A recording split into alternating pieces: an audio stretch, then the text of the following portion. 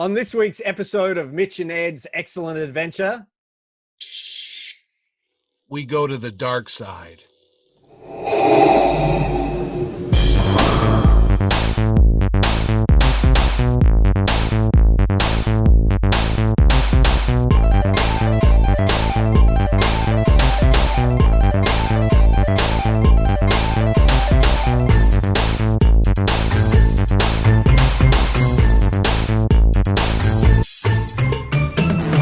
welcome to episode 8 of Mitch and Ed's Excellent Adventure. I'm Ed Dollister.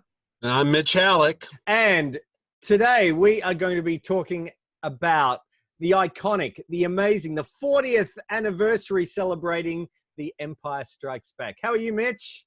I'm fine and dandy, Ed, and all full of the force. Oh, actually, I'm supporting my Billy D. Williams Lando mustache. Hello. Hello, Ed.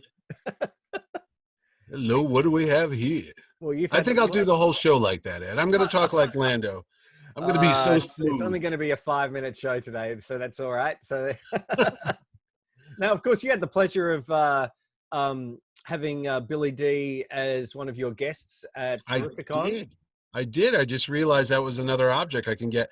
Billy D, Mr. Billy D. Williams, was at Terrificon 2019, and a fantastic guy, great actor, full of stories. Everybody loved him, and he was there talking about his return as Lando Calrissian in the Rise of Skywalker, which just came out. So absolutely, and I've got my fantastic autograph of him up on the wall there. Yes, that's right. Which is amazing. Can you believe it? 40 years ago, Empire Strikes Back premiered in American cinemas. It premiered in Australia in August, so we had to wait. I was going to say, don't tell me you got it a year before us, because I'll come down there. Don't come down. My glasses. Is that everything all right? That's not. Now. It's not Owen's college fund or anything like that. That's no. That was my Lando. Oh, and when I say works every time. If you know what I mean. So. Well, we're jumping ahead of ourselves. We are. May 21st, a day that will live in infamy. That I took the day off from school. I was 13. My grandmother took me to the cinema, and I got in line. It was sold out. Yeah, it was sold out. I'm trying to remember if it was. And what happened is we sat off to the side, and back then the screens were gigantic. I mean, it was like a 1,000 seat theater. So if you sat off to the side, when the crawl came up, it was on an angle. You know what I mean? It's like the theater was curved a bit. Yes. And all I remember when it opened, the most jarring thing that I recall was the Hoth battle in the snow, because it was in Dolby stereo. And what would happen is when the guys were fighting and you'd hear the snow speeders come across the screen and go off to and particularly when they couldn't find Han and Luke, when he's out in the snow trying to find him on Hoth. And you heard the sound coming behind you, and I saw everyone's head turn around and look behind us as if it was coming into the theater. But that was just something else, though. But it was great. I was going to say, so good, I sat through it twice. Yeah, I begged my grandmother. Once it was over, it was like 3 o'clock, and my mom was going to pick us up, so she went and called. She goes, he wants to see it again. So we snuck back in, and I watched it twice in that one day. But that was it. So what was your first experience? I remember, obviously being a huge Star Wars fan, I was super excited for it. I got my Boba Fett action figure from 1979, which was a preview, I suppose, of, the figure. I had no idea who he was or what he was or anything like that. Well, did they get the holiday special down there? Did you ever get to see that before? To be honest, I don't remember it being on, unless my years of therapy have, been successful. I'm just wondering because it never aired here again in the States, and I was just thinking of that. I honestly don't think we saw it in Australia. I look, if one of our wonderful listeners, viewers could let us know if that's the case in Australia, but I don't remember. I've seen it since, obviously, but not. But that's an interesting question. I don't think it did. Because that was really the debut of Boba Fett, where we saw him in that wonderful probably the best thing about the Star Wars Holiday Special, that little that Nelvana sequence. animation cartoon. Yes. Yeah. That's right. So, I was very excited. I was collecting Star Wars stuff. I almost knocked over my Tauntaun then. And then we went to, my mum took me to see it at the Cryo Cinema, and she watched it with me, and I was gobsmacked. And I remember that scene. I mean, there were so many amazing scenes, but that land speeder scene when Zev is looking for. Yeah, what did I say? Land speeder. Land speeder. Sorry. Wrong movie. Wrong movie. Oh no! Where the snow speeder, when Zev is looking for Luke and Han, and they're going over and it's sort of like the cockpit view. And I remember you could just hear everyone going, ooh, because it felt like a roller coaster. Yeah. And that people were moving with the screen. Yes. It was like they were in the cockpit. You'd see like the guy would bank and he would take the turn. You see everyone's head go. Yep. Yeah. So I had very fond memories of going to see that film many times at the cinema. It was in those days that there wasn't really any internet, so only we heard stuff on Starlog magazine. That's all we had. Oh, again, isn't it funny? We were just saying this off air. It's right over here. You remember going all this stuff and going, oh, I could have shown this and this and this, which I've got somewhere in storage. This was it. Starlog magazine, and it had a special feature about The Empire Strikes Back, and there's Harrison Ford right there. Yep. This was it. This was our internet, buddy. This is how we knew what was going to happen in the outside world right there. Oh, absolutely. And I remember TV Week, which I think I showed you last time, TV Guide, of the $6 Million Man. They had coverage on TV Week, and they had a competition where you could enter in and win a stack of toys. Oh yeah. Yep. They were. I assume Empire Strikes Back toys or just random. They were the 12-inch figures, so you could win. There was Boba Fett you could win, and a few things like that. There was also coverage in Women's Weekly magazine, which I remember my mum used to get, and I used to, I cut that out and had that on the wall, which was amazing. So we didn't really get any spoilers or anything like that. It's not like today with the internet. Speaking of spoilers, I'll tell you, there was one thing I remember seeing the trailer. Did you see the trailer? I saw it with Rocky 2.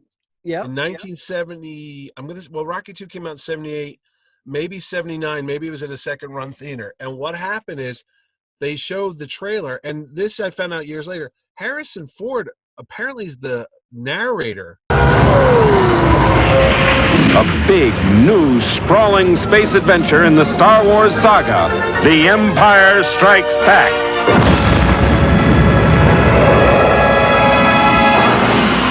Coming to your galaxy next summer. Of the trailer. I don't know why, but if you go back and find it on YouTube, Harrison Ford does the voiceover. I don't know why. If I can find it, I'm going to put it in right now. Yeah, and there you go. But I remember they said, follow the adventures of Han, Luke, Leia, Lando Calrissian, and they showed it. And what would happen is they'd have a still photo come up, and then they would use like a divider. Yes. What's the word I'm looking for when you edit something? A cut? A cut, yeah. And we were like, who's that? And then they showed Luke going down the chute at Bespin and in Cloud City and then falling through. And then you saw a bunch of just quick cuts of everything. And the asteroid field scene, it was just unbelievable. And I don't think there was any glimpses of Yoda at all. There was no mention of Yoda. And that was the big mystery. That was the big mystery. And you know what, though? So you didn't know anything about it before the movie? No, I did have, I remember getting a copy of, I think it's Fantastic Films magazine. Yeah, that was a magazine. I have that here, yeah. And they had a photo of Boba Fett on the cover. I mean, I was only,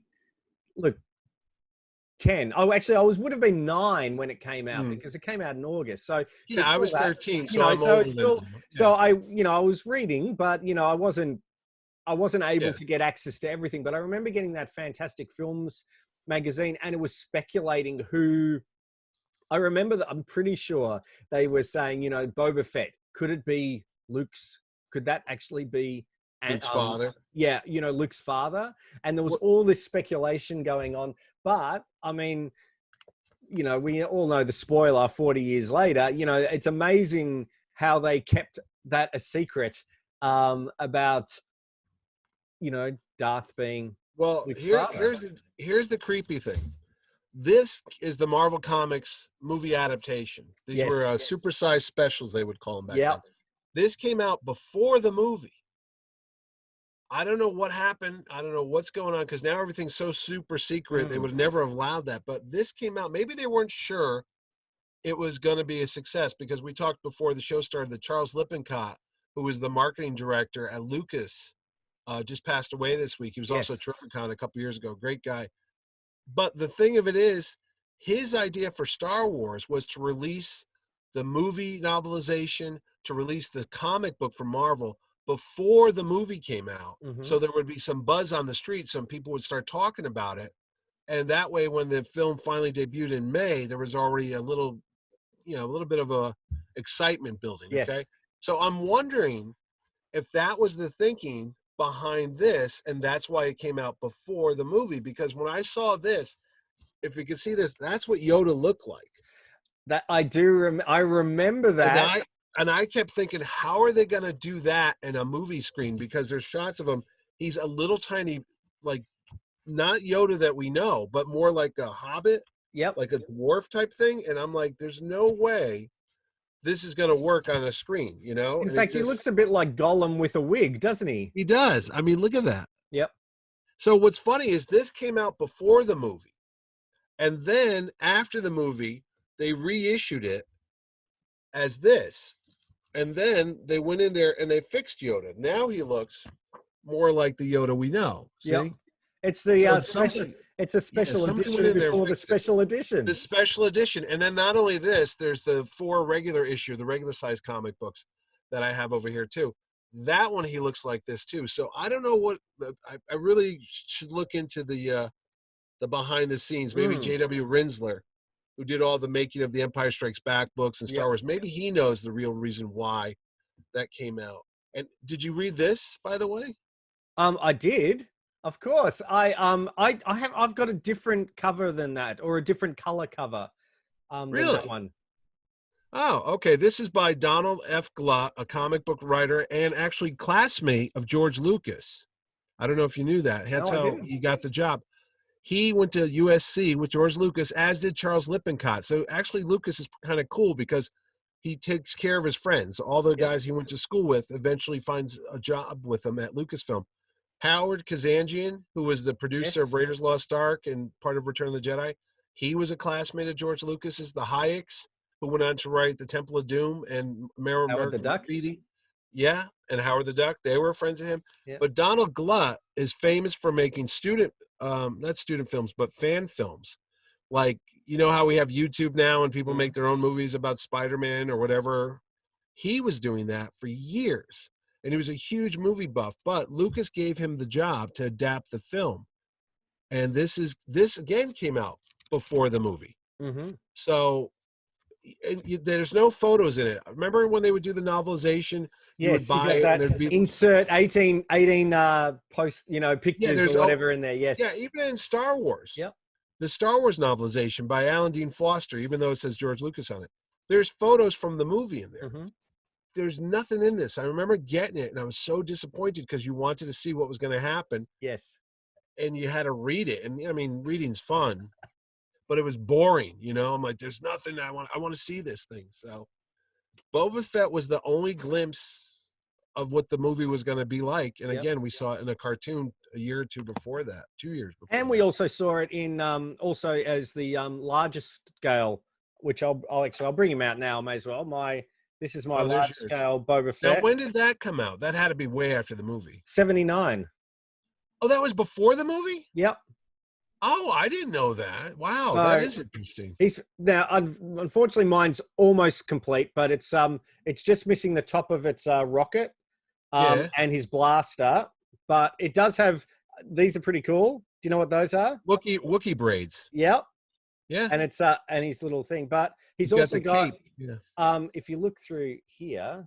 Oh, that's what you were talking about on our $6 Million Man show. He did have that. I didn't realize that. So it's like a viewfinder type thing, huh? Yep. I actually, you know what I never knew? And I only just recently discovered that on the small scale, you know, you're the 3 3/4 Boba Fett. Yeah, he's that was his visor was actually supposed to be down like that. That's it molded down. It is? Yeah. Oh, I didn't know that. I only saw that when they did the Attack of the Clones. So anyway, he actually used that piece on his helmet. So did not know that. Okay, so you can sit there. You know what's funny? Do you have your Boba Fett? The mail away one?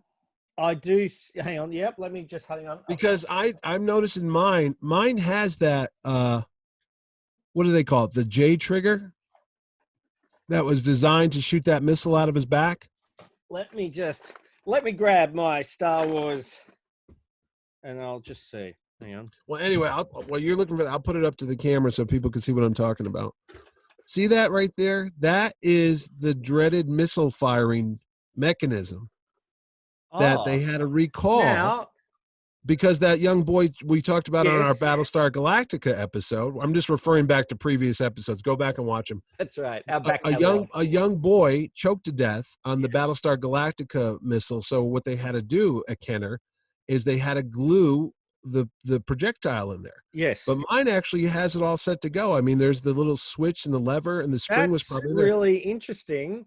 Because I sent away for this a second you could, because I had all those proof of purchases because I sent away for that stand that you showed a couple weeks ago on another episode. Which I'm trying to still buy, yes. What? I'm still trying to I thought you had it. No, I missed out on eBay. It went for, $500. So well, it's probably mine that I threw away years ago. So if I had known you wanted it, I think I had it for the longest time. Anyway, I'm not going to go there. But this was I sent it away for. This was the other figure that you could send away for. So I had this, and then I told you before the show started, his gun's over here too. Bosk was also a mail away figure. So there was 2 mail away figures for The Empire Strikes Back. Well, I'll show you. So this is my Boba Fett there. Okay. It's a bit hard to now, did you buy that or was it the mail away? No, I bought this. And if you have a look here, there is no, it's a bit hard to, I'm trying to. Oh, yours is not even there. No. That's interesting. Yeah, mine is, I could actually touch it and almost release the thing. I mean, that's how close mine is to actually a real fire. Yeah, so it's like it's not even there, and that's like an authentic one that I bought, back in at Tate's Toy Kingdom in 1979. I know how we get listeners. So the guy that told me about the Indiana Jones thing, maybe he's watching. If somebody can figure out what's the deal with mine here, maybe it's worth millions of dollars. Maybe I can, Well, I know that I've got one that maybe 10 years ago, on maybe less than that, Kenner brought out on the Star Wars backing card. They brought out one of these with a rocket firing Boba Fett, which I've got still got on card, and I just ordered. The retro ones. The retro one, because I found it on Zavi.com for $25. I have not found those which is pretty good because they're selling on eBay, and these are reproduction Boba Fett's. They're selling on eBay for $60, $70, $80. I know. Our friend Les David from Canada, he said, "Oh, is there any chance you can go to a Walmart?" Yes. And try to find me these figures, but we've been in quarantine, so when you go to the stores, you really don't go looking for toys right now. So no, I have not found them. But I'll keep an eye out for you. So did they release the bigger ones? You know how they just redid the 6-inch cards? I have those. They did like the retro style. That's right. I don't think they did Boba Fett on those cards. I think they've just done Luke, Han. Like they have the Hoth Trooper. I saw that in the stores. Yep, and they did the AT-AT driver, I think, as well. Yeah. They did the AT-AT driver. Anyway, we digress. We were talking. Now it's turned into Mitch and Ed's toy thing. But okay, opening day for $2.95. My grandma picked me up this at the movie theater. Yep. When you would go to the movies, they started this, this project or whatever, this campaign. You would buy these books, these magazines, And what it would be is, behind the scenes, Yep. The making of the movie, interviews with the stars, some photographs, and it was pretty cool. I really like this. I mean, I had one from Star Wars that wasn't elaborate, and then I had Empire Strikes Back, I had Raiders of the Lost Ark, Return of the Jedi. All of them had these programs, and you would just sit there before the movie started, and you would just go through it, and it would show you some, behind the scene information about the movie. But I remember, it's in here too, there's a scene of 21B, the medical droid, examining a dead Tauntaun that says was attacked by Wampas. Yes.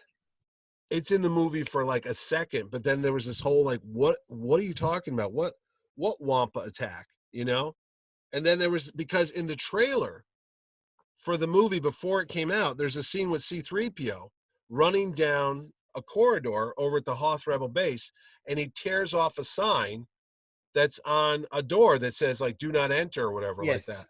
And it's not in the movie. So for years we were all like, what's going on? And in the comic book adaptation, there's a scene where the Wampas, which if people don't know, it's the big snow creature that attacks Luke. The Wampa were in the Rebel base. They were coming through the canyons or the caverns, and they were going after our heroes and stuff. So not only is the Empire coming in, but you got the Wampas going after him, and that's the thing that attacks Luke and leaves him hanging upside down in the beginning of the movie. So, did you ever see the making of and how bad the effect looked? The guy Des Webb played a Wampa. I remember I bought this on video. I've told the story of my parents getting me The Empire Strikes Back on video before it was readily available. I also got it was SPFX. Yeah, the making of Empire Strikes Back. Yeah, that's right. And I do remember that the footage of Luke being dragged by the guy in the Tauntaun and constantly falling over. It looked terrible, the costume. Yep. It was just, it didn't work at all. And then, in fact, they did the hand that knocks Luke off. Is this a guy? It's just a hand on a stick. On a stick, and that's it. And the snowstorm was so bad when they were filming over in Norway. They were all in the hotel. They took the cameras, they put them in the hotel, they opened the door. So all that scene with Luke walking through and Han looking for Luke is in the car park, 200 feet outside the hotel lobby, because they couldn't go out because the blizzard was so bad. Yes. There you go. It's another little bit of behind it. You know what? I forgot to pull it out.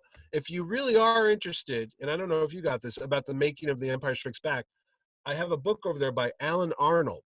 It's a paperback. It's got a red cover, and it shows the X-Wing fighter on Dagobah, and it says The Making of The Empire Strikes Back, Once Upon a Galaxy, it's called. It's great. It's got all these stories and everything there, and it's kind of sad now knowing what happens. There's a scene where Carrie Fisher can't come to the set, and it talks about how she's having a reaction to makeup or some medicine, and she just keeps not showing up and not showing. She's late a lot. Years later, we'll all know that Carrie had a bit of a drug problem. Yep. So you wonder if that was what's going on. When I'm reading the making of this, like, Carrie Fisher's not here again. She's not here. She's not showing up. If that was something there, and they just didn't get into that back in the 1980s or whatever.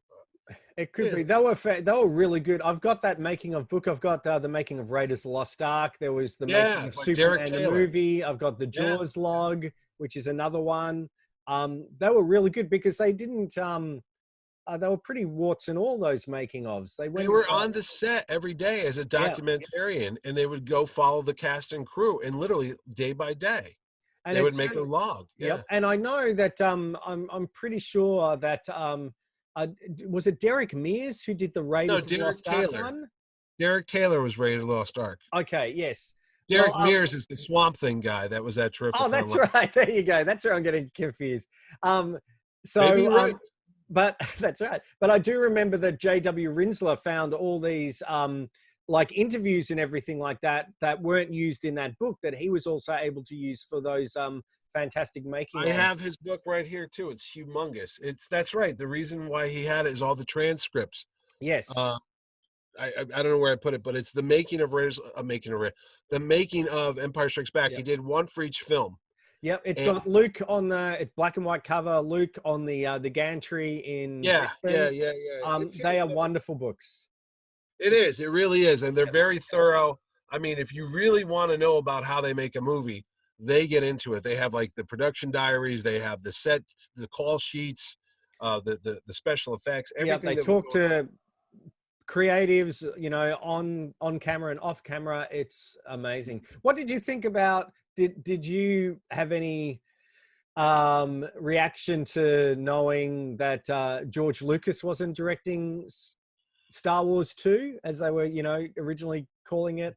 You want to know what? It's going to be surprising, but I actually didn't like The Empire Strikes Back when I first saw it as a kid. I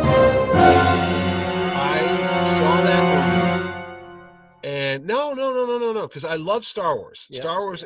When I still rank them all, if it matters, I always put Star Wars first, because I think if you don't have Star Wars, you can't have the rest of it. So no matter how good Empire might be for some people, you need somebody to take you to the galaxy far, far away to begin with and show you all this world. Then you can go off into these possible adventures and such.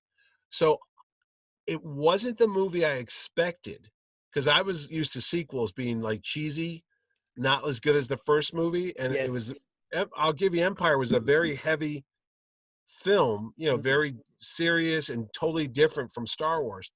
And the fact that my favorite character was made into a coffee table and taken away, and you never saw what happened to him, I wasn't happy. And I remember when the credits rolled, I'm sitting there going, wait, there he is as a Lego. And I have more of those. It's like Han Solo as a coffee table. There's a giant version of it. That's cool. I was so mad about that there was no, I'm like, what do you mean the credits are rolling? What's going on? Where's Han Solo? He's my guy. I got to wait 3 years to find out if he's going to come back. Was not a happy camper. And then Lando steals his outfit and his vest that he's wearing it on the Millennium Falcon, and no one says anything about it at the end. So I remember that summer, I only saw The Empire Strikes Back 5 times. I saw it once with my grandmother, then I sat through it, watched it a second time, went with my friend Pete, because he loves Star Wars, went with my mom, and then I think I went with my cousin or something. That was it. I saw The Blues Brothers 13 times that summer. That was the movie I was going to, because The Blues Brothers came out the same summer as The Empire Strikes Back. I just kept going to see that movie because I had more of a fun time in that film. And it was rated R, so I don't even know how I got into it all those times. But you were wearing that Lando mustache, obviously. I just remember being kind of sad and mad about The Empire Strikes Back. I liked Yoda. I liked all that stuff, but I wasn't excited that the movie, they got their ass kicked, basically. Darth Vader won, and Luke got his hand chopped off, and it lived up to the title. The Empire Struck Back and kicked their butt and left. And you're like, now what? So what did you think when you first saw it? I just loved it. I do remember my mum going, why did Luke respond to Darth in when the Falcon's flying away at the very end? How could he reach out to using the Force? And I vividly remember my mum was going that and go, well, that he just found out that that it's his dad. And I think that it did have a different vibe to me, but it still felt Star Warsy. Oh yeah, it was to me. So I loved it. There's so many amazing, spectacular sequences in there. The Hoth battle, the asteroid. The asteroid scene was the lightsaber battle at the end. Yoda. All these things were absolutely just amazing for a kid, I think, to see it. But it was a lot. Obviously, it was a lot darker. You know what I think it was? I thought Star Wars was going to go in a different direction. I don't think it was what I had in my mind. I think George Lucas says, like, the biggest problem with fans is they come up with their own sequels in their head. And no matter what you put on the screen is never going to equal to what they've already filmed. And that's the problem I had with it, because, and I still miss this, when Luke leaves Star Wars with that yellow jacket on, and he's got his brown pants and he's got his laser pistol on the side, and Han says, oh, why don't you come with us? You're pretty good in a fight. I could use somebody like you. I literally thought the Empire was wiped out. This is, I mean, again, I'm 10 or 11 years old. I thought the Death Star, I thought that was all the Empire. That really freaked me out when I realized that was just one little part of it. Yes. I thought they were wiped out when the Death Star blew up. I thought they were all gone. I didn't realize there was more ships anywhere. For some reason, I thought that was the Empire. And that Luke was going to go off with Han on these adventures. They were going to get into the Millennium Falcon, and it was going to be like any other science fiction show that we saw, that they would just be like episodic. Next week, Han and Luke get in trouble over the gambling planet, like on Battlestar Galactica. Yeah. I thought it was going to be more of an adventure film. I didn't think it was going to be so serious with all this philosophy and Zen. But that's sort of where the Marvel comics sort of filled that gap, didn't they? Because they did go off on those adventures.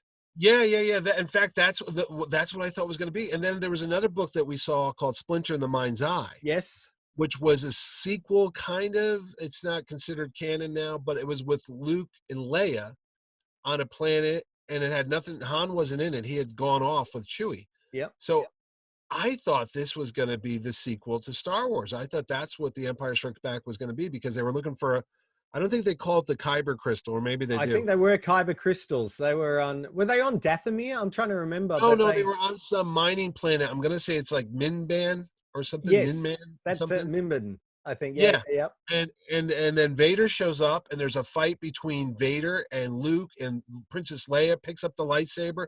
There's none of this "she's your sister" stuff. And he fights with Vader. I'm going to say he chops off Vader's arm in that novelization, and Vader falls down a pit, and they get away. And 3PO and R2 are with him as well. Mm-hmm. So that's kind of what I thought it was, because also you got to remember, the only sequels we ever had to science fiction movies when we were little were the Planet of the Apes movies. Yeah. They kind of got kind of worse and worse as they went along. So you just expected it to be inferior to the first one. So I didn't think Empire was going to be so big. But like you said, with the effects, with the asteroid, the snow battle, it was just so crazy how big and impressive it was, that it totally was a different story than I had expected. And then, like I said, you came to realize that the Empire was this massive thing. Did you realize that the Empire was all encompassing when you first saw it? I thought they were pretty. I thought they were pretty big, because they were on Tatooine. Like they had a garrison on Tatooine, so I figured they were pretty big. One thing that you reminded me of, we were talking about Splinter of the Mind's Eye. I remember there was a Marvel comic that was like a novel size, and it was called Star Wars 2. Yes, Planet of Fire, if I recall correctly.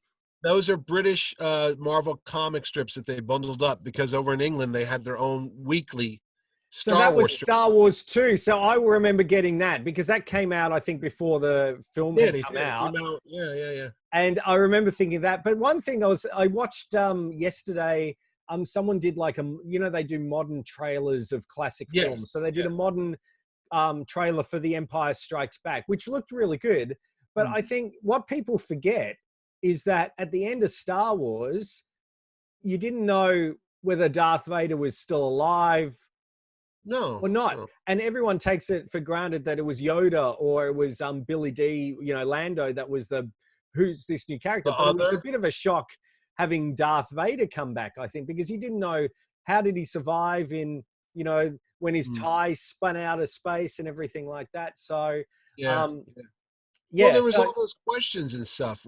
And did you think he was as big a role as with the bad guy? Because that was another thing that blew my mind, was the Emperor. When the Emperor showed up, I'm like, who's this guy? And I honestly, maybe because it's the one we saw as kids, I like the old Emperor, which was basically a chimpanzee's eyes on top of an old woman's nose down. They just stayed a composite. I had no idea that was a monkey. A monkey. No, until I read it. It must have been in one of the books. It's crazy. It was in the J.W. Rensler book. It was it was just so darn creepy. Yeah. The eyes blinking and the face, and it was Clive Revel, who's an actor, if folks don't know. He went on to another show called Wizards and Warriors, which was in the 80s too. With Duncan Rieger and Jeff Conaway. Yeah, man. I love that show. He was the bad guy. He was the evil sorcerer. And I remember, that's the voice of the Emperor. And to me, Clive Revel's still kind of the Emperor. I have his autograph somewhere. I remember getting it. Because I'm like, that's the Emperor. I know he's been wiped out of canon and he doesn't exist anymore, and it's all Ian McDiarmid.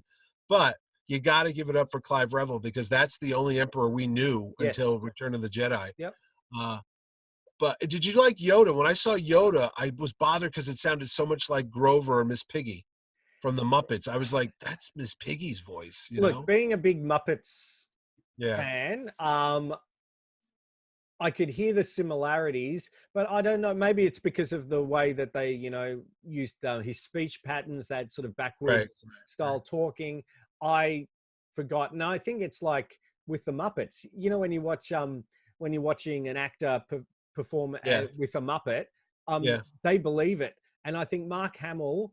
Oh yeah, he sells amazing, it. and obviously Frank Oz It was though as a duo, I thought that Yoda was pretty real. I think Mark doesn't get enough credit for the act. In fact, they say one of the call sheets, he's the only human listed. It says actor Mark Hamill, set snakes, lizards, Yoda puppet and stuff. I mean, he does a convincing portrayal. I mean, he's acting against a stick, a little rubber latex puppet. I mean, and he's got to emote and he's got to do scenes. And I loved it when Obi-Wan showed up. I remember being his kid, like, he's back. Oh my God, Obi-Wan's the ghost now. I remember freaking out when that was. And when Han cut open the Tauntaun, I remember being in the theater going, oh, that was so gross, with the lightsaber. Because that freaked me out too, because I didn't think anybody else could take a lightsaber. For some reason, I thought only the Jedi could use one. So when Han just picks it up like a Swiss Army knife and goes. It's just like a torch. And just uses it. And look at this high-tech toy. All right, well, I'll show you. I don't have this battle right now where they had the fake legs in it. Well, okay, here's mine. So there's mine. Now, did you always think that this was Luke? This is Luke, right? No, that's not Luke. That's a Hoth Rebel Trooper. Yeah. I thought this was supposed to be Luke Skywalker. I was a dumb kid.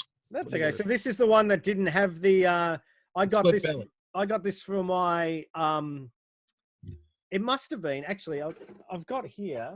I did find and look how scary the Wampa looked. I know. Come on. This looked like terrifying. A costume. I think that I thought, well, the arms swatted away or something, didn't they? I thought. Oh, there it is, right there. Yeah. That's it, right there. Look at that. Well, it just did it a second ago. Look at that. Look at that action. Oh. Hey, kids. Hey, look what I just found. What? Don't tell me you just found a toy you didn't know you had. Yeah, I've got in my toy box. In my Tauntaun box, I've got a Tauntaun. Can say that? Wait, you have this? The mini rig? Yeah. Yeah, there's a. And I got that one, but it's missing. I bought this second hand at a flea market years ago. That's not my original stuff. It's missing its dome, so. Now that's the Rebels guy, right? Yeah. And the other one's the Empire. So I might have to sell those.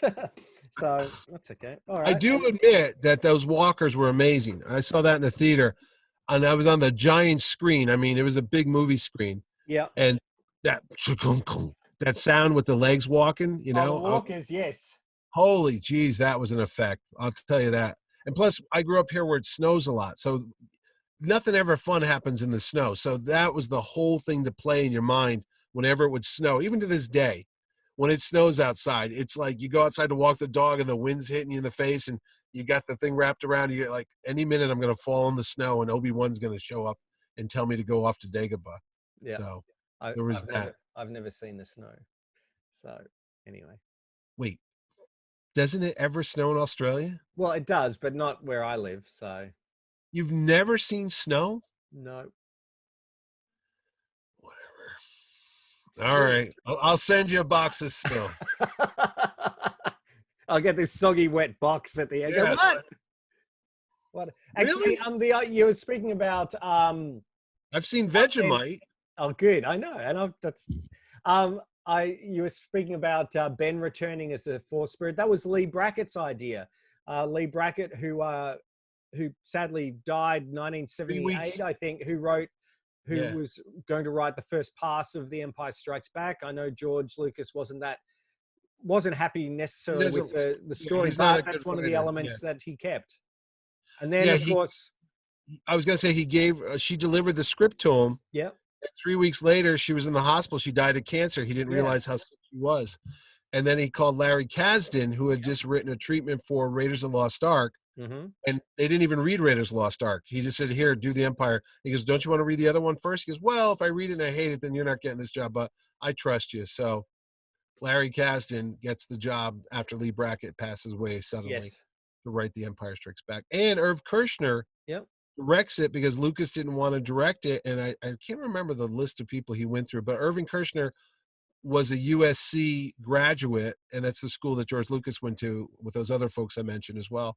So they kind of all knew each other. And I'm trying to think of some of the films that Irv Kershner made. He did a movie called Spies, I'm pretty sure, that had Elliot Gould and Donald Sutherland. It was a re-team after they made the movie MASH. It didn't do too well. But he did so. I was going to say it was The Eyes of Laura Mars. Eyes of Laura Mars. I was thinking that. And I was trying to remember. Oh no, it wasn't. I'm thinking of Invasion of the Body Snatchers. No, that's Philip Kaufman. Kaufman, it is. Yes, he's the guy that gives him the idea for Raiders of the Lost Ark. He does the right stuff. That's right. Yes. Yeah. So and of course we just finished season 1 of Amazing Stories. We just watched that. I found I had the DVD set of that, and Irving Kershner does a episode of that as well, which is quite now was it the one with Mark Hamill, who's a collector? Where he's a collector of everything? I love that episode. He collects everything. He looks like this, all this junk. Yes. And he dies homeless and penniless. Thanks, Ed. And then they find him on the highway, and they suddenly realize he's got Superman. Yeah, but what the thing is, so what happens is he does sell. He's at a gas station, and he's this little gnome who is magical, says keep your stuff. Who played the gnome? Was it Billy Barty? No, it wasn't. It was the other English one English actor who was in. Well, he was in Time Pilots. Time Bandits. Not Kenny Baker. No. Rappaport. It was. Michael Rappaport. Yes. Yeah. What is? It's amazing what we have stored in our brains. Too bad we're not like the pillars of success. I know. Michael Rappaport, and then and then a lady goes, "Is that a whatever Toby jug? I will buy that." And she bought that for $20,000. And then he starts selling all this stuff, and he's got a Action Comics #1 and all this sort of stuff. But he's wasted his life for all that time, and then he does find there's this Kindle of Romance at the end. He's selling all his collection, but like Kelly was saying, what's the moral? Usually they've got a moral. There was this was just sell your junk and make money, I guess. At the end, but you've wasted, all the good, your best years of his life. Anyway. I don't know. I do remember that episode of the some other good. The Martin Scorsese, turns up. Who's the one? Does Spielberg do the one with the airplane with the wheel that comes out and the guy draws it? It's an hour long. And John did the music for that as well. So there's some really good episodes on there. Anyway, Amazing Stories. That's a whole different. Nothing to do with what we're talking about. Has nothing to do with The Empire Strikes Back. No, apart from Irvin Kershner and Mark Hamill, I suppose. Well, I was going to say, even if I didn't like the story when I first saw it, I do agree that Darth Vader's theme, the one that everybody knows, dun, dun, dun, dun, dun, dun, dun, dun, that was in the soundtrack album. Yes. And I'll tell you what, this poster, I have all the movie posters. They call this the Gone with the Wind style because you'll see that Han is kissing Leia. There's versions of it where you see Lando in the corner and you don't see Lando because Billy D. Williams wasn't featured on the original poster. Mm-hmm. In fact, I have the original poster. I thought it was a bootleg when I first got it because you could see the painting and then there's like a crackle mark along the bottom. And I'm like, oh my God, did somebody make a bootleg? This is back in the 80s when, it wasn't like nowadays. And what it was is the fellow that did the artwork, he made the poster too small and he didn't account for them to put the credits at the bottom of the film, at the bottom of the poster. So he had to go back and just add this like bluish effect to it. So that's why in the real version of that movie poster, there's a seam almost in the photograph. Yes. And that's that one. But there was that one. There was the one we've got behind us is really like a teaser poster because that is the teaser poster. It's, coming to your galaxy this summer, which I thought was kind of cool. And I suppose that sort of had little doubt. That's okay. That, that Darth was actually coming back. I was going to say I have a big glare on mine, but it's the same one you have back there. Yeah. Yeah. That was the teaser poster. In fact, I should have got, there was a 10th anniversary that the Lucasfilm fan club put out for Star Wars. It's metallic or mylar. It's a silver. It's a silver version of that poster. It says coming to your galaxy this summer. I believe it's that. And then they did one for the 20th of Boba Fett, where it's kind of like, but it's a golden thing. I can't believe it's 40 years. That's the thing. I was looking today for some old stuff I had. I go, wait, I have a Empire Strikes Back 10th anniversary poster by Joe Caroni, I think it is, or maybe a 20-year. And I'm like, wait, this is 40 years now? That's a long, long time to be doing this stuff here. Oh my gosh, is it ever? Well, it's amazing that, we've got a load of collectibles here and things like that. We've got... There's one for you. I know we mentioned lunchboxes last time. Oh. This is a replica. This is a smaller replica, or maybe people that are on a diet and just don't want to eat much. But this is from Hallmark, and that's the Empire Strikes Back lunchbox. And then on this side, you had Yoda.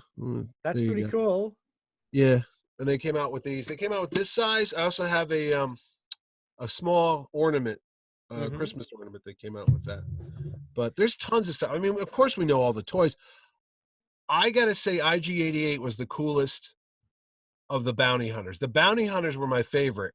No matter what I thought of the movie, when it wasn't up to my expectation, those 5 guys, Zuckuss, Dengar, Forlom, IG-88, and Boba Fett, and Bosk. I'm sorry, there's 6 or so, 7.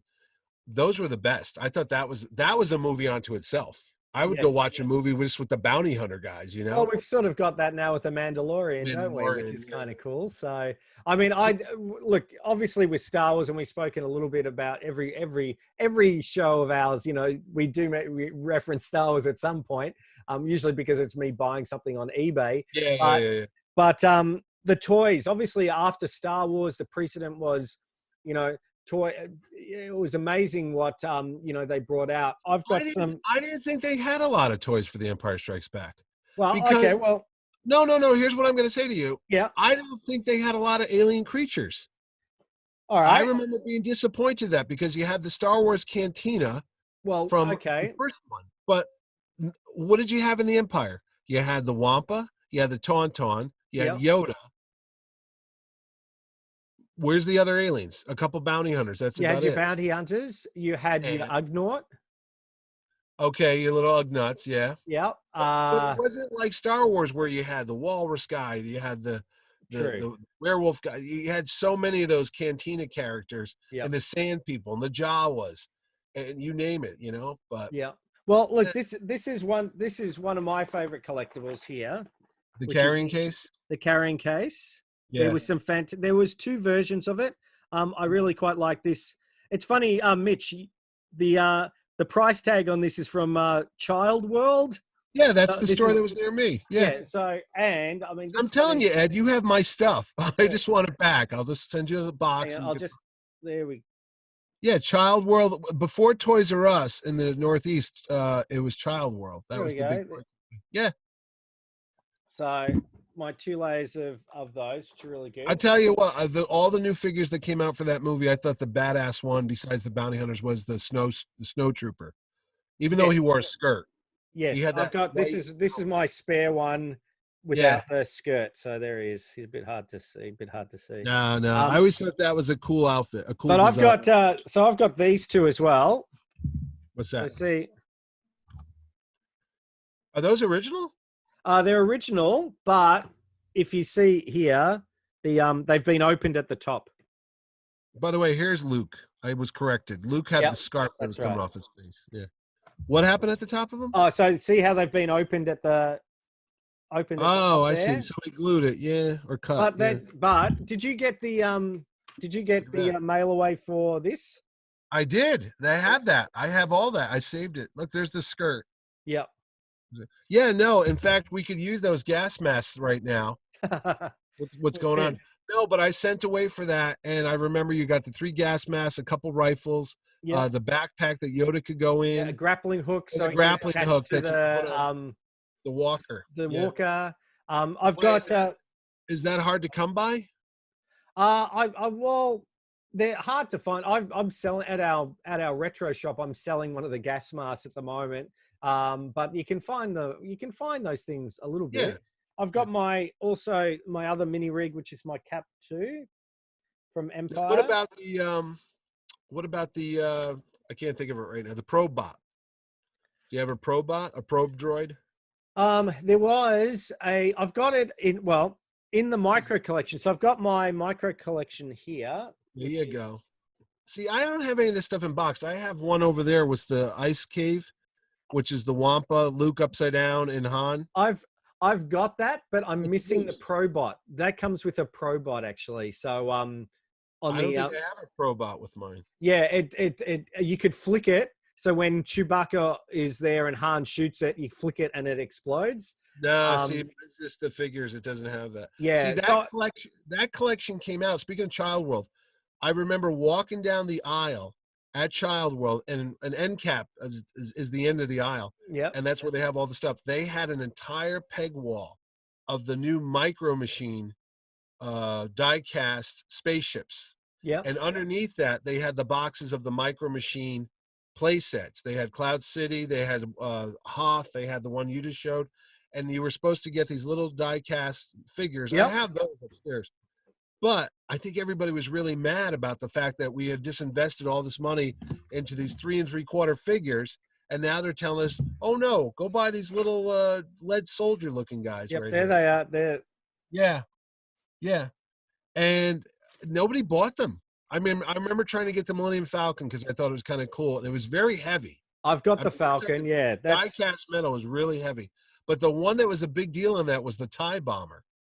That was a hard one to come by. It was looks like a TIE fighter, but it's got 2 pieces in the middle, and it's bombing as they're in the asteroid belt. Yep. That's a hard one. That was the die. Yeah, the die cast one. That's really hard to find. With this came out. I think this came out maybe 1982.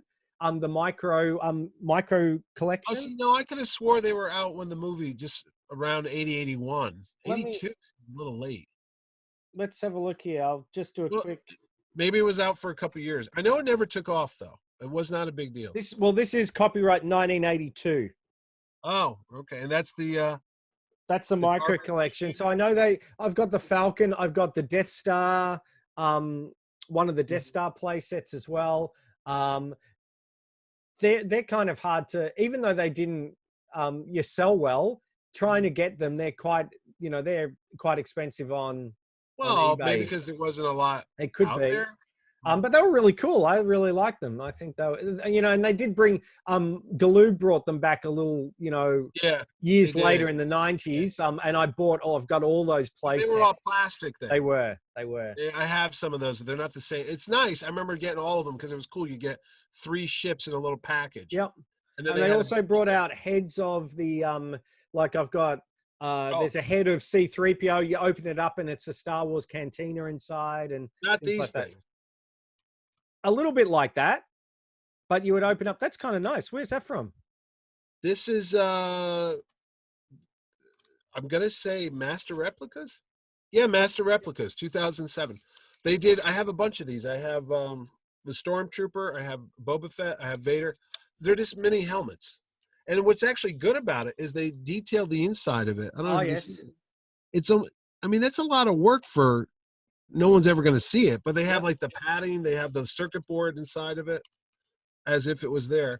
And I don't know what they went for. I think they were like $25-$30, maybe more, but they're not numbered or anything. But I've just got my, this is my, FX Collectibles Stormtrooper from Empire. About they had helmets.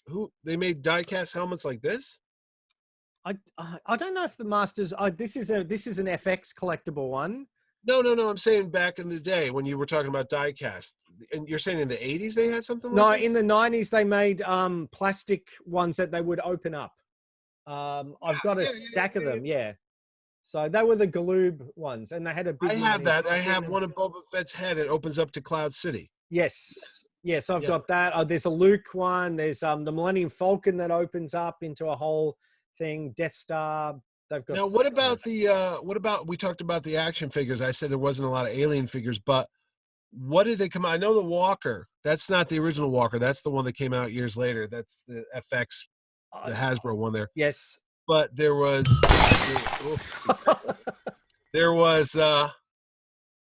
well, I'm trying to think of what ships they came out with. They had the Scout Walker. Oh no, sorry, that was Return of the Jedi. Sorry, no, they had the Snow Speeder.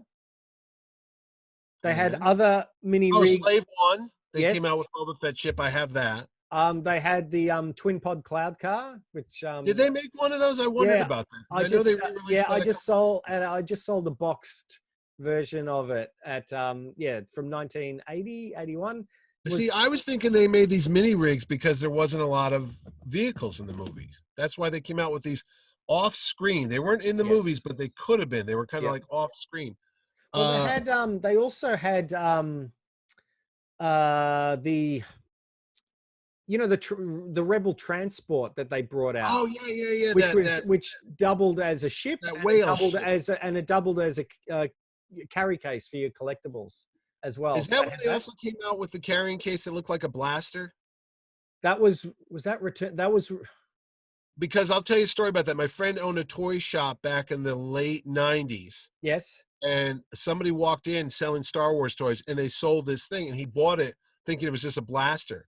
And then after the fella left, he opened the latches, and there was all the figures inside. They didn't know it was a carrying case, and it was full of figures. And I thought that was an Empire Strikes Back type of thing. So it might have been because they did. Remember I talked about this before? That's great. This is when I'd show you the Vader one all the time. I Yeah. said they came out with 3PO. This is not Empire Strikes Back, so I'm off clear.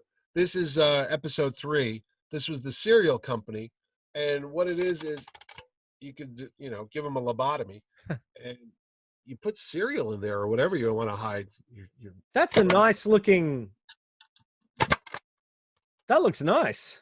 Yeah, it was a mail away from cereal boxes for episode 3. So there's Vader. That's the one thing that I love the Black Series, the 6-inch Black Series figures. And I've got all the original, the 12-back version of that on their display. Yeah. I don't know why they didn't do a VAC metallized C-3PO like the originals. Yeah. That's shiny. That's what makes it. Shiny. Absolutely. That's great. Did not work until. But we talked about some of the other stuff they had. That back in the 80s, drinking glasses were a big deal, and these were available at Burger King here in the United States. Now, I think you and I talked about this before. In the States, there's a little bit of some verbiage on the back, like a little description. The ones you have don't have this, or was no? That so the Star Wars, we never got Empire Strikes Back glasses, but the Star Wars ones didn't have any text behind. They're really nice. I've only got Lando, which I got at a glass fair. That one. Here's Luke. Oh, I like him using I like how they've got him using the Force there. That's really and there's Yoda. And they're nice. Yeah, and then there's a little bit in the back about Luke in there, and then the last one, if I don't be careful, is nice. That's Vader. Yes. And then you can see the snowtroopers, and that's cool. And there's Boba, and then on the back it talks about Darth Vader. But it's interesting because Boba Fett's blue. I guess they were trying to get for a greenish look. Now, I didn't realize his color changed until years later because I wasn't really paying attention to that. But apparently this is the outfit from, I'm going to say, Return of the Jedi? Yeah, I think the colors changed from those two films, but I don't really notice. I don't get into that too, but people would tell me that know this stuff a lot better than I do. Like, oh no, Boba Fett's uniform changes from movie to movie, like the colors on it. See, all right, well, can I just show you these? So we're speaking glasses. So in Australia, McDonald's had the tie-in for Empire Strikes Back. So what you do, you'd buy a Coke or whatever, and you'd get a collector's cup. And these are the collector's cups. Oh, wow. Oh, he's red. Yep. What's up with that? Well, they only had a few colors to print in. Oh, okay. But still. So there's that one, which is kind of cool. See, I never saw those before. So. Oh, the walkers, yeah. Yeah. So that's got a few here. Yeah, yeah. And the last one is the heroes, which was interesting because Luke, yeah. So that's obviously from the Star Wars. From Star Wars, yeah. It looks like Han's got a lightsaber almost. Yeah, it does. And there's Yoda they've just put in. Yeah.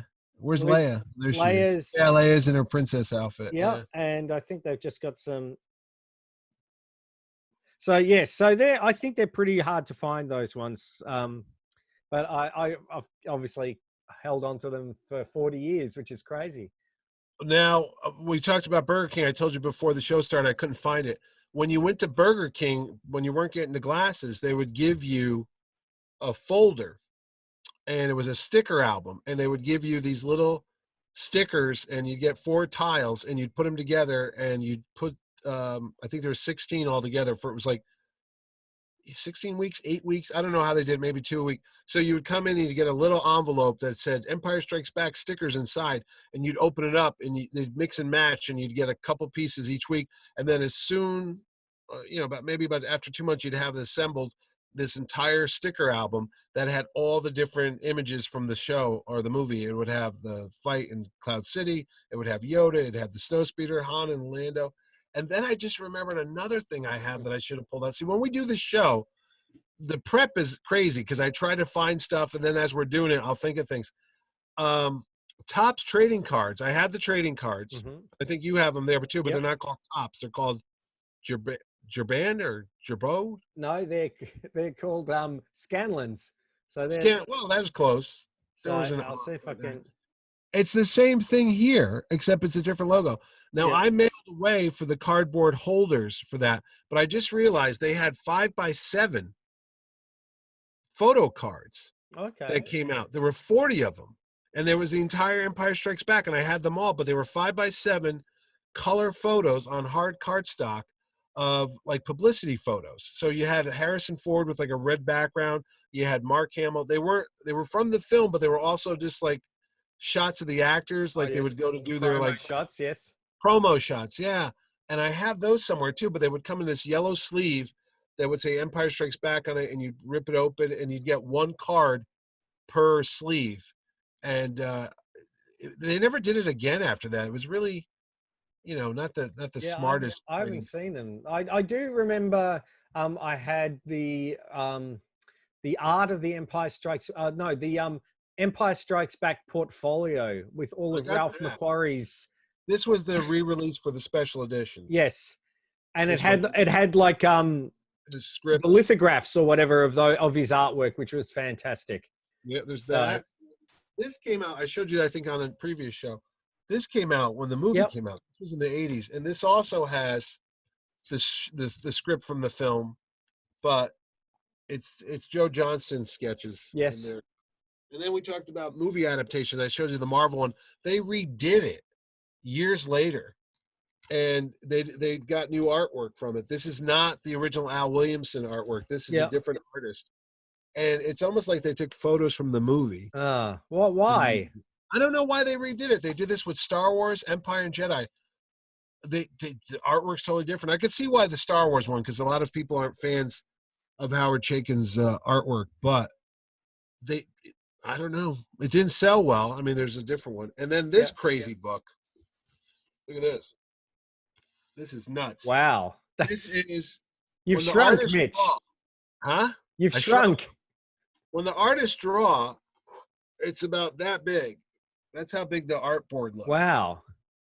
So what this is Al Williamson, who did the artwork for The Empire Strikes Back, those books I showed you. Yep. This is his original artwork. This is taken from his drawing boards before they put the color in and stuff. And what's cool about this is you could see little notes on the side. You could see little eraser marks. You could see what he's doing. And, is that recent? I mean, this was about 4 years ago. Okay. And what's interesting about this is they show there's the two Yodas in here. I don't know what happened. Like, there's the chubby Yoda from the movie. I don't know. Yes. And then in the upper corners is the real skinny one. Like, they're both versions in one book. Yeah. But that Weight was Al Watchers. Williamson. He did the newspaper strip as well. They had a newspaper strip that took place between Star Wars and Empire Strikes Back. Mm-hmm. And it told the bounty hunters on Ord Mantell, which was mentioned in the movie.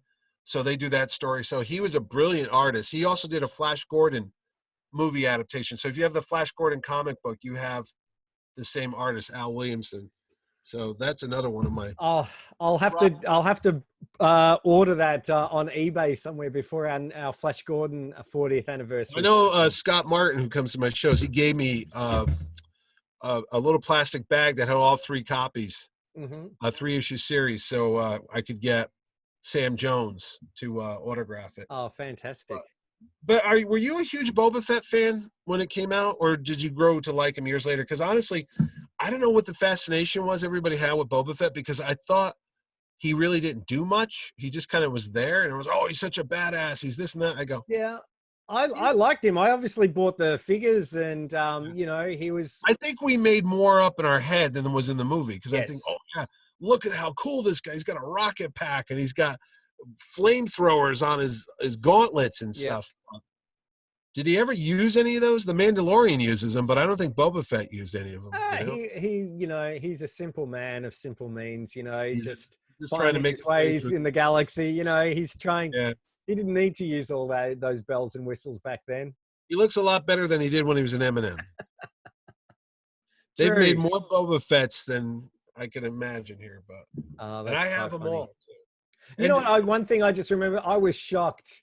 What? And at the end of Empire Strikes Back, where he goes, when Lando goes, I'll see you at when they're all talking about, I'll see you on the rendezvous point at Tatooine.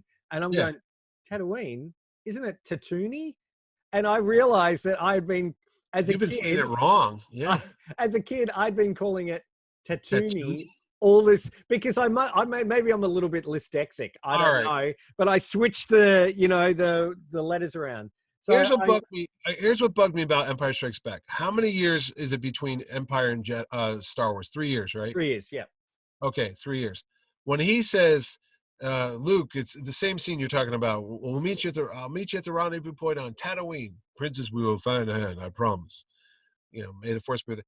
If they know where Jabba the Hutt lives, which is Tatooine, they know Boba Fett's going to Tatooine to drop off Han. Mm.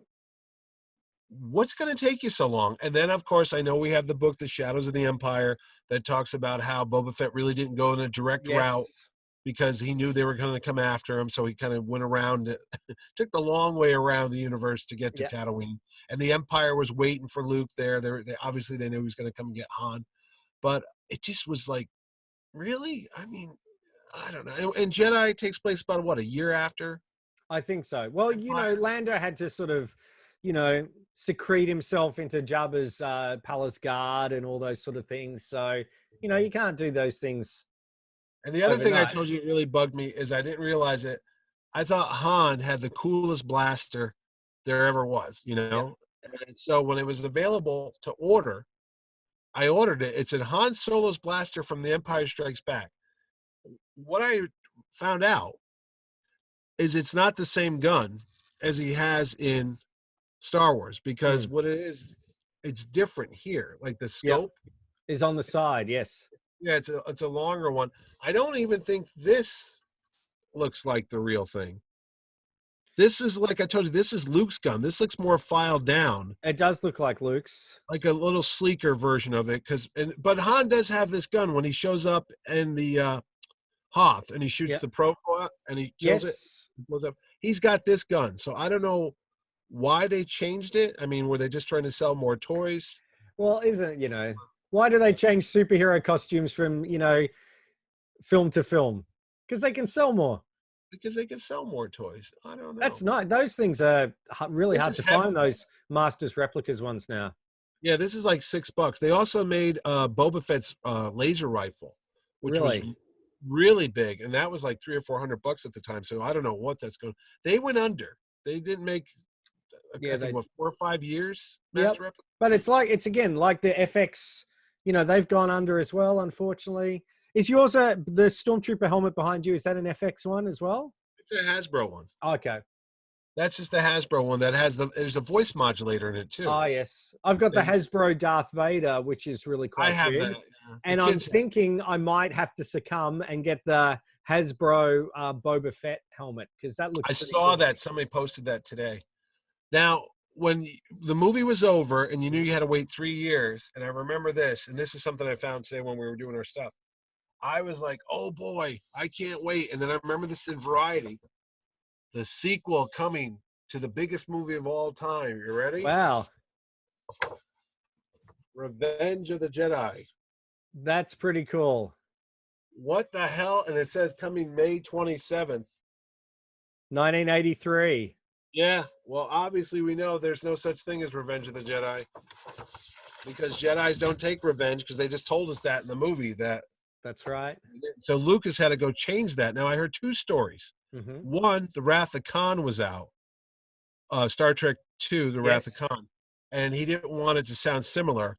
Or the other version is somebody reminded him that the Jedi don't give in to hatred. And revenge is kind of a hate-filled action. Yes. So it would be contradictory for them to do that. So they changed it at the last minute to return.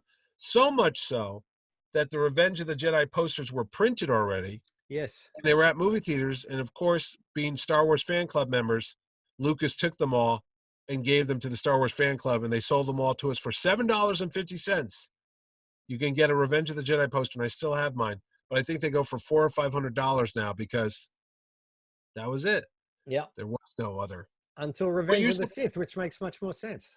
Were you surprised when it said Episode 5 when the title started? I honestly don't remember. I don't think remember probably by that stage I would have seen Star Wars a number of times, and it would have had changed to Episode 4, A New Hope. It did when it was reissued in 81. Yeah, and I would have seen it then. And one of the reissues they put the words Episode 4, A New Hope. They retitled it A New Hope. Yeah, and they reissued Empire Strikes Back as well. Yeah, before Return of the Jedi came out as well, and it made $20 million. And did you like the new versions, the special edition? I went to see all of them, and I thought the enhancements were really good. I thought I liked what I really liked. I was blown away actually by how they expanded Cloud City. I was going, hang on, that's supposed to be just a white corridor, and then you could see like ships going by and elevators. And I thought that was really good. The only nitpick I have, is that insert they did with Vader. Bring me my shuttle, because it just interrupts the whole flow of the movie. Or maybe because we've seen it so many times, we're used to Luke hanging on the weather vane, and calling Leia, and she's hears him in the Force, and she's coming to get him, and suddenly now we have this new scene where it's like, prepare my shuttle for whatever, and you're like, what is this? That was him doing his Lando Calrissian. And I don't care what to tell you, it's not a new scene. It's the reshot of Return of the Jedi when he lands in the beginning of the Death Star, because there's Major Jerjerrod waiting for him when he comes down the ramp, and it's like dun dun dun dun dun. I'm like, that's not the freaking Star Devastator. That's the Death Stars. You're just reusing footage. We're not stupid. But whatever. Yeah. But that just bugged me. I'm like, you didn't need to add that. We knew that he was going on his shuttle to another ship or whatever. But I think like the Wampa is better. We spoke about the Wampa. The Wampa is a better scene. Yeah. And I think them doing some things like the transparencies of the snow speeders and things like that work really well. I'm trying to think what else they added the scream. I hated that. When Luke fell, yes. When Darth Vader says, join me and we can rule the galaxy. Because it doesn't sound so tough anymore. Because before he's looking right at the devil and right here. And he kills himself. He's like, I'm not going to join you. I'd sooner die. That's like, whoa, that guy's got balls. I'll tell you that. Now it's like, ah, and he's screaming like maybe I'm not gonna die. Oh, it's so high up. Ah. Yeah, I should have done that. Ah. I regret everything. So no, I regret nothing. They took that out. Now when you see it, that's gone. Thank goodness. Okay, because I've bought the 4K versions on disc. It's in there? So I haven't watched it yet. I'm going to watch it. It's not there anymore because if you watch it on Disney, which I believe is the same one that's on there, it's gone. Okay. It's not McClunky. That's another thing. I bet you have. McClunky. What? What the hell is he talking about? It's an alien language. It wasn't there. He shot the guy. Maybe he was really quiet. You never know. He whispered. I don't know. Anyway. Don't make me do it. Don't make me do it, Ed. Say it. McClunky. Whatever. So the Empire Strikes Back. I think that's all I've got to show. Yeah, we've done everything. We've done toys. We've done the stuff. We've done the good old trading. I used to love collecting those things. They were fantastic.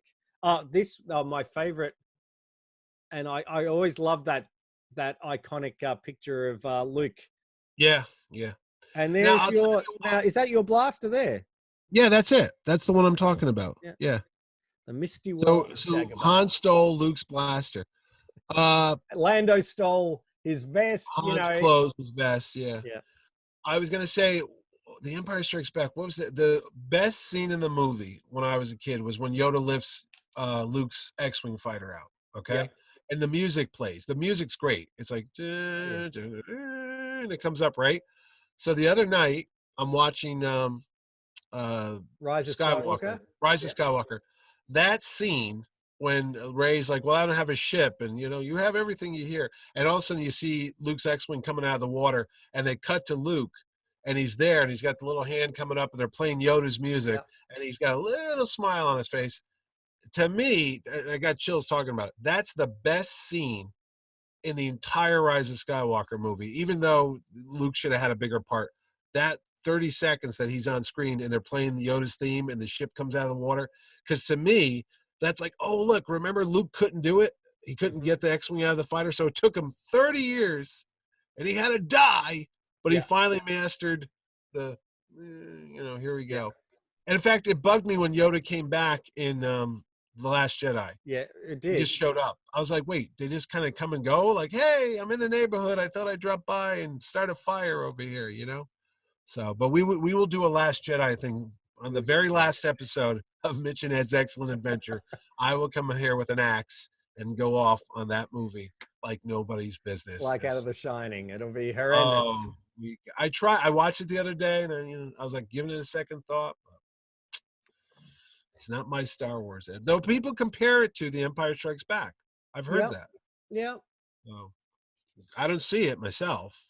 No, well, anyway, that's a thing for another episode. So if you had to rank The Empire Strikes Back in your top 20 Star Wars or whatever it is, top 11, where does it sit? It would be 2. It would be 2. My top 3 are Star Wars number 1, Empire number 2, Jedi number 3. So that's how it works with me. Yeah, I don't. But if other people like, I love all Star Wars. It's like I love all Indiana Jones. Some are better than others, but there's like you said in The Last Jedi. There's one scene. There's usually one thing that's still. There's one thing that helps it. Yeah. That's fantastic. So. The Last Jedi. Let's see. What's that one scene? Oh, ready? Yep. Where's Han? Makes me want to cry every time, and I'm like, yeah, that's what we all want to know, Luke. Yeah. Where's Han? Well, Chewie, what are you doing here? Falcon, where's Han? I'm like, don't tell him. No, you know what it is? I'll tell you what it is. The scene with the casino and the horse. No, bright. I can't get enough of that scene. I put it on constant repeat. When Luke goes aboard the Falcon, and he's sitting there all quiet. Yeah. And Mark Hamill does a line read when he goes, R2, R2, and his eyes light up like that. Yeah. And for a brief second, it's Luke in Dagobah when R2 falls in the water and he comes out and he's like, R2, R2. Yeah. That's Luke Skywalker right there. It's like, oh, my old friend, how you doing? That is a great scene. But there's not enough of that in there, It should have been more, but whatever. Or the other scene, when he walks by 3PO And he goes, "Is this our last episode?" Hang on. No. When he goes, Master Luke, and Luke gives him a wink. Yeah, that's great because it's like, look, there's like a little. Those movies just need a sense of humor. Mm-hmm. They just need a little. And I don't talk about where the crystal critters go. That's not funny. That's stupid to me, you know. Or don't shoot, or big guy, whatever the hell his name is, whatever. Ed, have we reached 1,000 people yet? Not yet, but we're getting close. We're getting close. Okay. So, now we've talked about this. I think we mentioned. Remember, 100 subscribers, and I'll have my Kingdom of the Crystal Skull, which yesterday here in Australia, today is the 12th anniversary of Kingdom of the Crystal Skull. So I'll have to dig that out. I literally have to dig it out because it's turned into a clump of stuff. So this is actually still fresh. Yeah, I know. So we'll do that. Thank you again to, we should say, to everyone who's been watching each of the episodes, and people have commented, and of course you for subscribing. Don't forget to subscribe, or to let people know if you enjoy the show. You know, you can share it as well, which is really good. But yeah, lots of fond memories of Empire Strikes Back. It's one of those rare things, like, dare I say, Superman 2, which the sequels that, some people do think are better than the original. You had a great summer night. You had a great 1980 because The Empire Strikes Back came out, and apparently Superman 2 came out. Superman 2 did come out, and Flash Gordon, which I just pre-ordered the 4K 5-disc box set. It's chock-a-block. It is chock-a-block. It is chock-a-block, in fact. And that comes out in June. So I'll be... Wait, so we'll June? be doing... It's August. Oh, I think it's everything comes out earlier in Australia. What are you talking about? Come on. I was going to say, I thought it was August something, because I'm like, well, I'll have to wait till that. Is it June? I'm pretty sure it's June. So I ordered, that and my the retro Boba Fett action figure. So yeah, that's cool. Like I said, I have not seen I've seen the 6-inch ones. Yeah, so that'll we be. could end the show like we do in Flash Gordon, like, yeah.